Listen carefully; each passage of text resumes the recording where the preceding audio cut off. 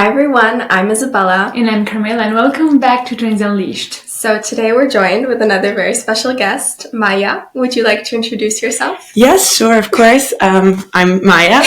I study psychology here at the University of Lausanne.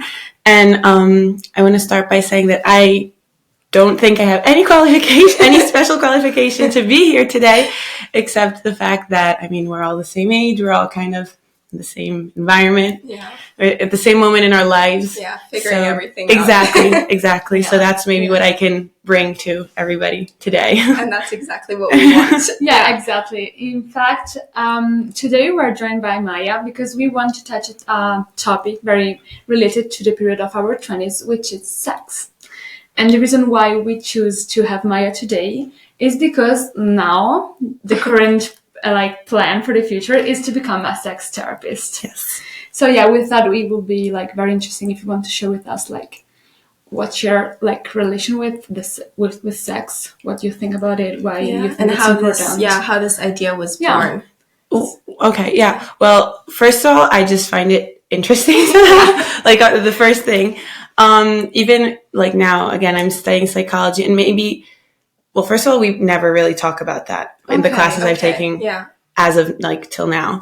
But even when it's maybe just slightly mentioned or something, I'm always okay, this is my my favorite part is this part. Okay. And then simply in the years, I think I've gotten always more interested, also thanks to my friends, I think, because it's just a topic that we managed to talk about very openly since a relatively young age. I would say first year of high school, we've always managed to be open with each other about this. Yeah. And just having the chance to share our experiences, they're always so different. Or sometimes they're oh my God, yes, I also felt the exact same thing. So I just think that's something that everybody or almost everybody shares, but for some reason it's just become, such a taboo. Yeah. So, and just why? Why? Yeah. We all live it. We all have good experiences. We all have bad experiences. And why not share them, Yeah. I think, it's crazy that you guys don't even have any optional course that you can take. No, there was one that is in our third year of the bachelor's. We have to do a project that lasts the whole year. Yeah. And I guess it's the thing that you can most compare to a bachelor's, a thesis? Yeah, kind of. Okay. And there was there are different themes and the different, things that you can choose. And last year there was one about sex, but I was in my second year, so I couldn't do it. Oh. And this year they took it away. Really? Yeah. Oh, wow. Which I don't know exactly what it was about of sex, but it was kind of, the larger thing that was going to be talked about and discussed. And this year they don't have it. Oh, that's and I'm doing a really boring one instead. Oh, no. It's so weird. And that pushes it more towards the taboo almost, Yeah. If it is an option that you can go and study that later on in psychology, but they never give you the chance to explore try it. Yeah.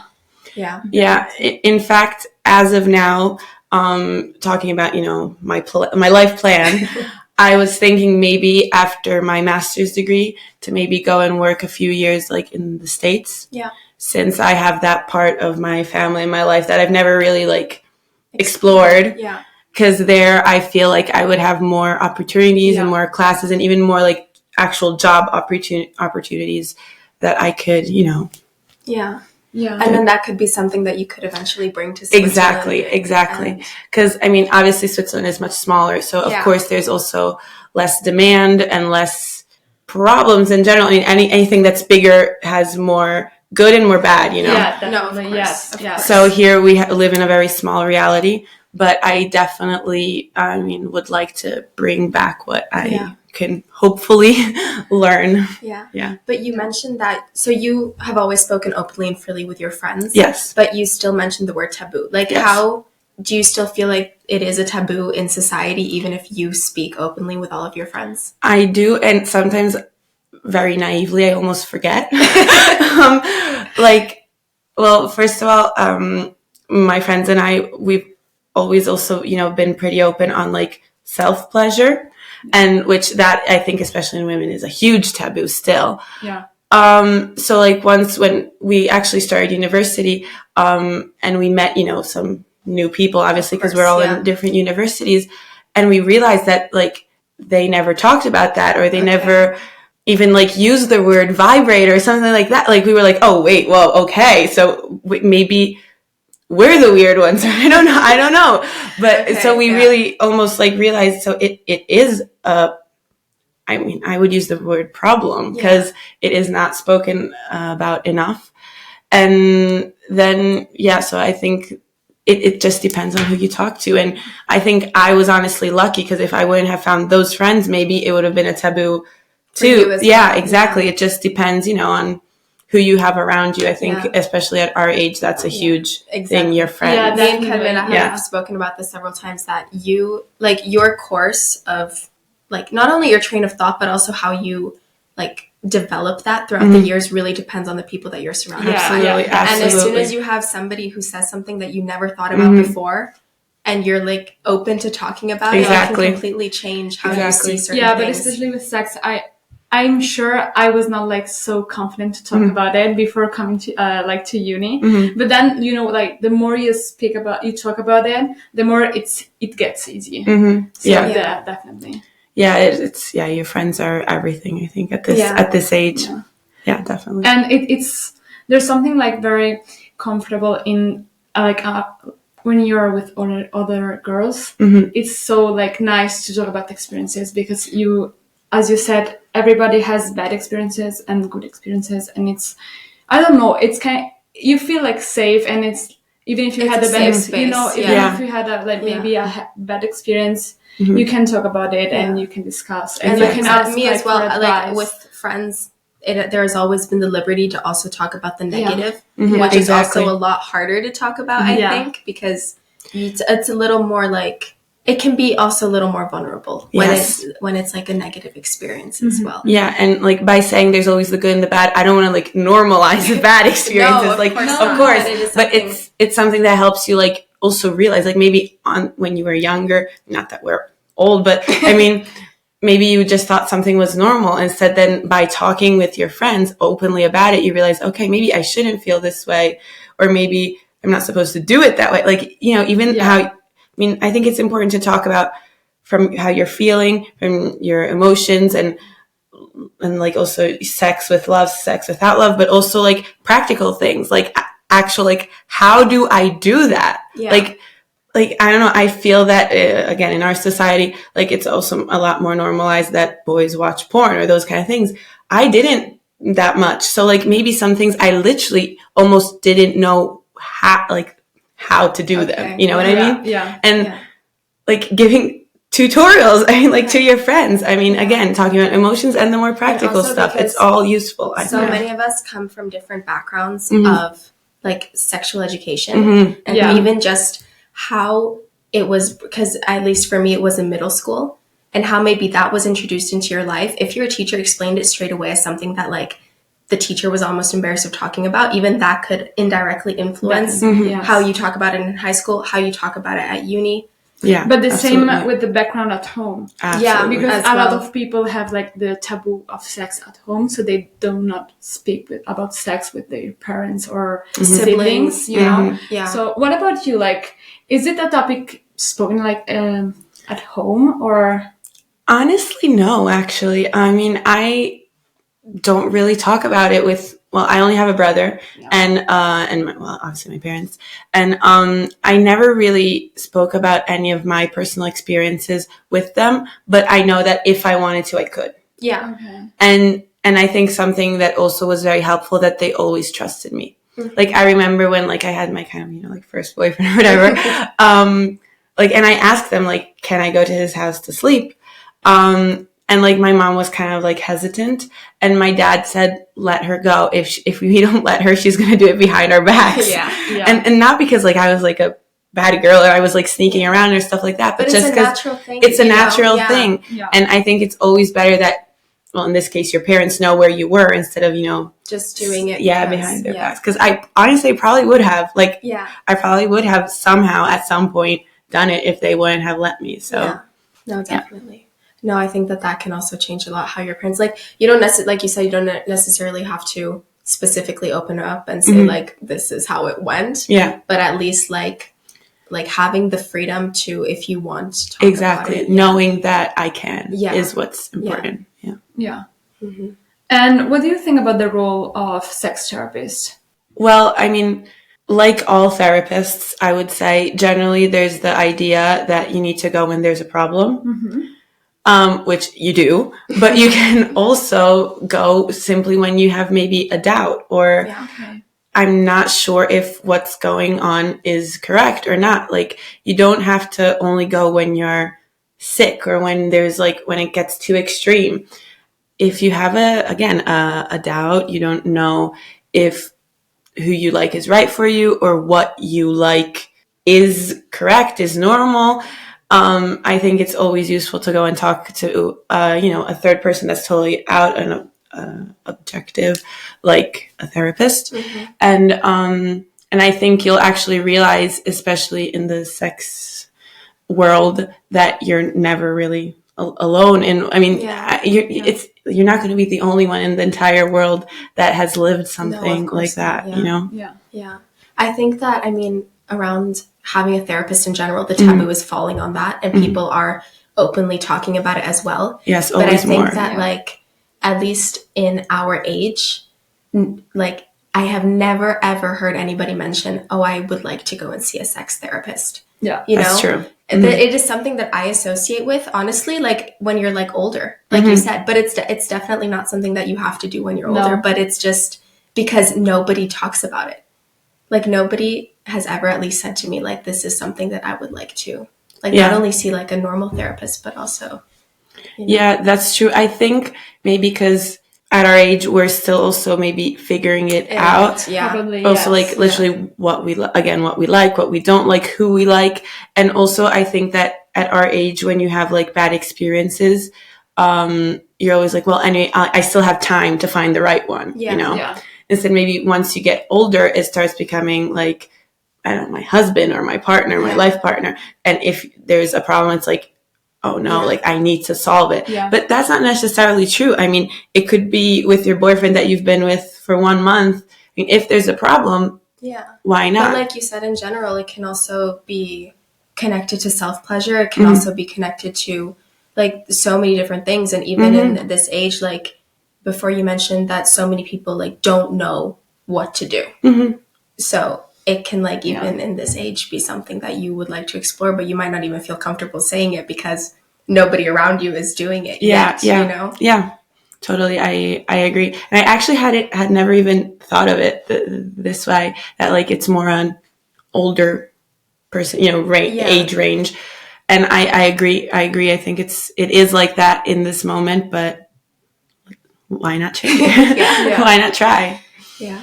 Also because I think that now, I mean, we are in our 20s, and it's something I talk a lot about. I mean, with my friends. So, and maybe, I don't know, but maybe when you grow up, it's more like intimate because you are supposed to have figured it out.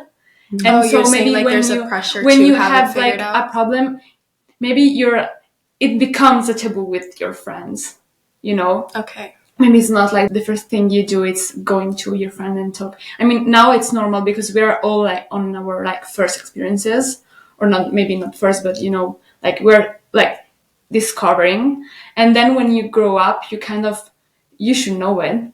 So I think it depends on the realm, because maybe, you know, at a certain point you have problems with your husband or partner or whatever. But isn't it like harder to admit? Kind of. When I think so. When you're like, because now I think it's kind of normal. Yeah. You know, we are young, we are like knowing each other, we are like discovering what we like. But when you're an adult, you're like, you should know it.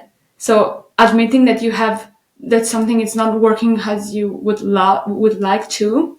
Yeah. I think it's harder. And then it's when like the sex therapist comes in, I think. Yeah, I agree. Yeah, I think, like you said, in every point in your life, there's something that you should have figured out. Yeah. Like, if you're in middle school and you don't know what you're going to study in university, it's okay. If you're at your last year of high school, it becomes a problem. At our age, if you don't, like, again, know what you're doing or who you would like in a potential, like, partner, it's still okay. But once you're 40, 45, 50 and married to a person, have maybe kids, it becomes like, what do you mean you don't know if you like this or not? But Yeah. it's just something that's constantly exploring also, because like it's normal to say that, you know, like when you're 20, you're a different person than when you're 50. So maybe what you liked when you were 20 has changed now. Maybe you've actually like learned new things, or like have heard of new things, or also your body changes. So maybe you have different, you know, desires or different just fantasies also that you want to explore, and it's normal, and you need to say it. You need to communicate with your partner at this age and at any age. But like you said, since at 50 you should have like, or society says that you should have everything figured out, it just becomes harder to say it. Yeah. And do you think that like growing up speaking with your friends about it, does it help? Yeah. Yeah, absolutely. I think in general, I like, if there's one thing that I hope for everybody is to have at least like one or two good friends that you can always speak about these things with. Because like even talking on like a more sentimental relationship point of view, I find that sometimes people, like when they're in a relationship with someone, they have that person, and so everything they're feeling, everything they're going through, they always tell it to that one person. That's why then when they break up, if they break up, it's a mess. Instead, like even in my personal experiences, obviously you can't, I mean, a relationship with a partner isn't the same thing as with a friend. But okay, that one person that I talked to, that I told everything to, I don't have that person anymore, but I still have my friends. Like you can always have someone that you can speak to and is like updated on your life. You know what I mean? And has been there through every step. I think that's so important. Yeah, I agree. Yeah. Do you think that even just introducing a course, for example, for you guys would sort of lessen this taboo? Or I don't know if like, has anybody reacted a certain way when you've told them that you wanted to become a sex therapist?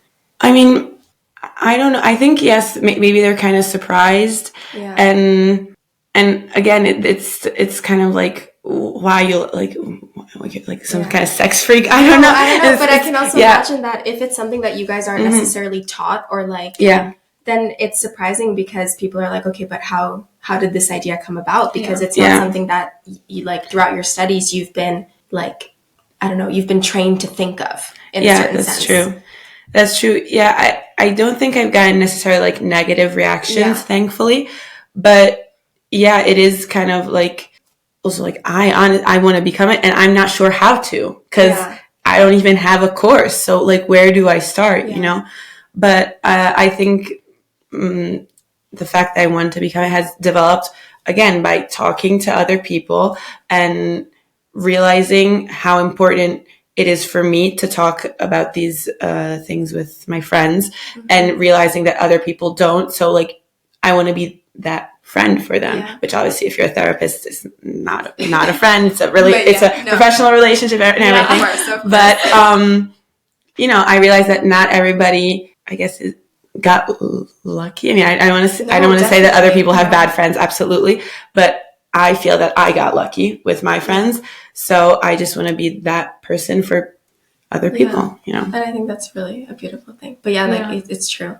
There's a lot of people that don't feel comfortable like opening up on that level, because they feel like they won't have the support that they need. And I think that's a really unfortunate thing. But it's also, and like that might also stem exactly from how you grew up with your family. And sometimes it's hard to switch idea, even if you hear friends around you talk about like sex so openly. But even within a family setting, it's always been, don't talk about it. It's hard to get out of that mindset and just like from one moment to another, open up. You might like listen voluntarily to your friends, but to open up, I think that also takes like it's like a bigger step. I think we experienced that. I mean, sometimes when you are like on a bigger group, you can see who is very comfortable about speaking. Speaking about sex, and who is more like. But it also depends on like which area it is of sex, because there's some people that also have certain experiences that they're very like, you know, they might feel comfortable talking about like one area of sex and not at all about another. And that's also something that I've noticed, that because like just saying sex is a very broad term. Absolutely. Yeah. Like there's so many different ways that it can go. Like you said, even before you mentioned like sex with love and sex without love. Even just those are two very different topics. Yeah. And there's people that feel more comfortable talking about one and not about the other. Yeah, absolutely. And in general, like I was just thinking now, like I've had the experience where sometimes maybe I was with a group of people that not necessarily I knew everybody well, but I felt comfortable enough to, share something. Yeah. And I almost got the impression that the other people thought that I was like oversharing. Oh, like it was too much, Okay, too much. And I mean, I don't care. Like, I felt like I could say it, so I said it. But, and you can, just feel how not only maybe that person like didn't want to share, so of course they shouldn't if they don't feel like it, but also receiving that kind of information, like kind of creates a little bit of people become uncomfortable when but it's a pity that there's this like that people would think that is that you're not allowed to overshare personally. And I don't think it's you went into like extreme detail about something. No. That would be like oversharing for me, but just but you should feel like free to speak about your about sex, about what you think about that, and what you like. If it was another topic, they wouldn't have seen it as oversharing. That's the point. Yeah, definitely. That's what makes the difference. Yeah. So it's very sensitive as topic. Yeah. And I'm glad that we like talk about it. Not a lot, but when you feel the need to. And exactly. I think that's important, and it's never been like a forced conversation. No. I think that. I mean, like you said, if somebody doesn't feel comfortable sharing, forcing it out of them is probably the worst thing that you can do. Absolutely, yeah. But I think in our generation, we are pretty exposed to sex in general.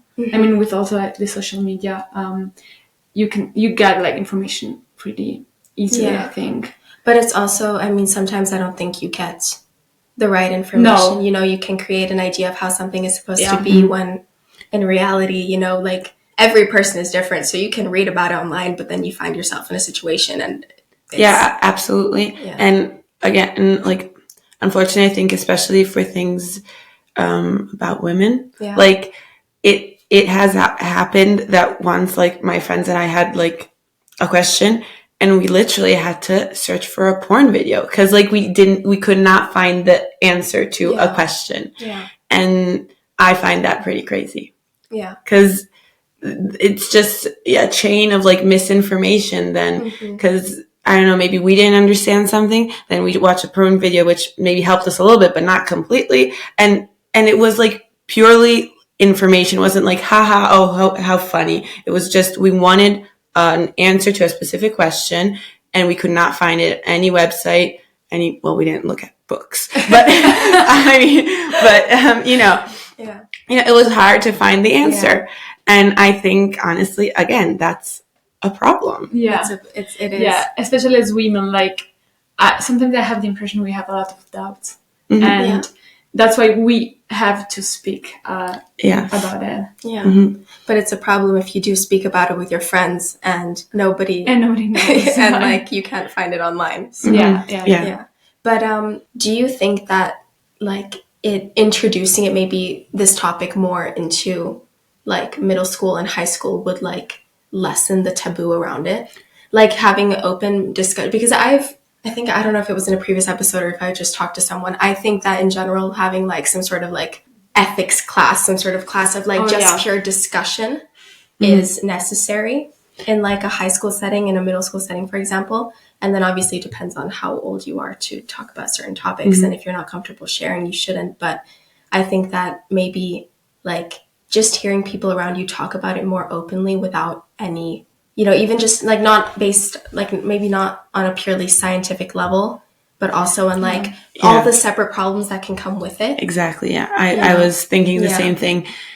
Personally, I did do sex education in middle school. But it stopped there. At least for me, it stopped there. And it wasn't like even like a whole year. It was just like a few classes, and it was very, it was in science class. So it was very anatomic, But I think, teaching, that you have to feel good, that you need consent, like, all the... consent. That's not something that maybe now it's taught. Hope. But I know that like 10 years ago when we were in middle school, it was definitely not taught. No. And I think that I don't know why people or the school system hasn't tried and made a bigger effort. I don't know if they think that by talking about it, the kids will start doing it more. Like, I don't know what, but I think even besides the fact that I think that you're going to do it in any case when you're ready. The kids that didn't want to do it won't do it. Exactly. If you talk about it, at least people are prepared for the different things. Exactly. But let's say that by talking about sex education, the kids will start doing it more or like earlier or whatever. At least they'll do it well. Like they'll do it by knowing what they're doing, by knowing the consequences, by knowing that they need consent, by knowing, that all the feelings and everything that comes with it. And it's anyway better, I think, Yeah, I think it's way better to be like aware of what you're doing rather than just do it because you heard about it. And maybe you'd want to discover it because it's also like the problem is that once, you start talking about it when you're young and then you're like, I want to understand what it is. Why, like, usually boys were talking about it like a lot. So you kind of want to discover it and then you try, but nobody's like taught you like how to do it. Yeah. Yeah, exactly. And all the consequences you mentioned. So, maybe, introducing it like more on a scholastic level would be like a great idea. Yeah. Because, I mean, on like a personal family level, which in middle school and high school is the closest people still around your everyday life, is not something that you can force people to do. Absolutely. And so.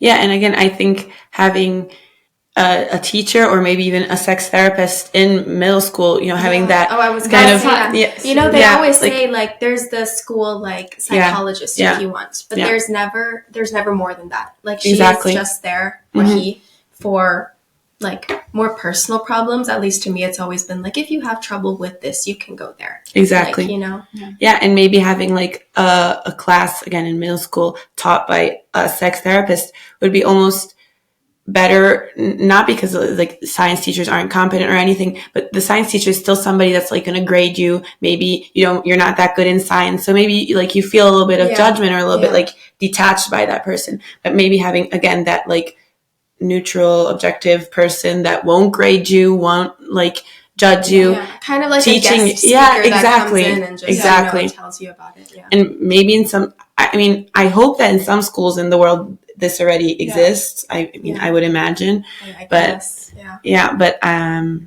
there's some work to do. But I think it's a good idea, like to start with.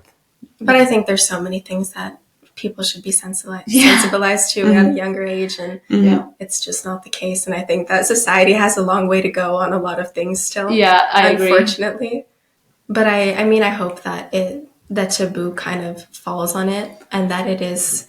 Because it is something that plays a very big role in everybody's life. And so that it is something that you should feel like you can, or like you can talk to whoever you want, and you can get the help that you need, Yeah, because again, I feel that always more like going to a normal therapist is always less and less a taboo. Yeah. Again, not only when you've gotten to an extreme point when you're already like... No, but already before. There's already like the idea of like prevention nowadays. Exactly. Where you like anticipate like, okay, it's because it is talked about now. Again, I think, slowly it's getting always more normalized. Yeah. I mean, nowadays, especially with people our age, the main, communication way is, social media and stuff and I follow a whole bunch of pages that are like sex positive and teach you things and again, give you like even literal tutorials on how to do specific things. Like they're very open and nice,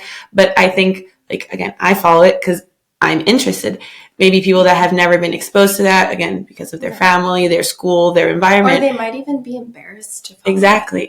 People like can see who they're following and they're like, oh, why are you following that page? Exactly. What's wrong with you? There's a sort of judgment behind it still. I think it's the worst. Yeah. Because one thing is talking about it between your friends and what you feel comfortable with. And one thing is like openly following those pages on social media where the whole world can see and you can be judged by people because people judge. There's nothing you can do about that. And there's always somebody who will judge you on that as well because maybe they don't feel comfortable talking about it. And so they think, okay, why? They're intimidated by the fact that you're so open with it as well. Yeah, absolutely. And talking about like feeling intimidated, like one thing that also I think is even more taboo is talking about these kind of things with the opposite sex sometimes. Like, I personally have like, you know, a few friends who are boys, men, I don't know. And like, I've seen that sometimes people find it like almost weird how close we are, and how I also feel comfortable, you know, talking about certain things with them, which again, nobody should be forced to say things. It's not that, oh, everybody go and talk with men about your problems. Absolutely not. Just do what you feel comfortable. Yeah. But I think honestly, once again, it's useful for me and it's useful for them to have, you know, both perspectives. And again, you don't have to say the intimate details of every single thing you did. But if you have, I don't know, a doubt, or like, I felt this, or he felt this. Have you ever felt this too, you man? You know? And like, but that's true. Yeah. That is something that I think is even less done in society, you know? Yeah. Because also maybe you tend to open up more to someone of the same sex because you think, oh, they most likely have lived the same things as me. Absolutely. And I'll admit, I usually do. Yeah. I mean, my girlfriends are my main go-to. Yeah, but sometimes it's helpful. I mean, if you, again, have the chance, or have the friends, or have a person that you trust, as usual. I mean, do you think that has helped you in any circumstance, like talking to a male figure about a certain situation, or? Well, I mean, yes, but especially I think it's brought us closer, like as friends, you know, because I have like this group of friends where there's both girls and boys, and like I said, the girls are still my go-to, but that almost sometimes, you know, created a distance between my girlfriends and boyfriends, meaning that you know, they always knew whatever happened beforehand, and they maybe knew it like, you know, some weeks later, whatever. Whenever I felt comfortable sharing the little bit that I felt comfortable sharing. But, you know, when the years went by, it's not that like, you know, I met them and I told them everything right away. We've both, you know, on both sides, we feel always more comfortable sharing. And it's interesting having the other perspective, or also like trying to better ourselves, like saying, no, you shouldn't have done that, or you could try this, you know, she might like this. Like, why not? It's better for him. It's better for her, whoever she is. Like, why not? No, that's absolutely true. I think it could be like very helpful to listen to the other part.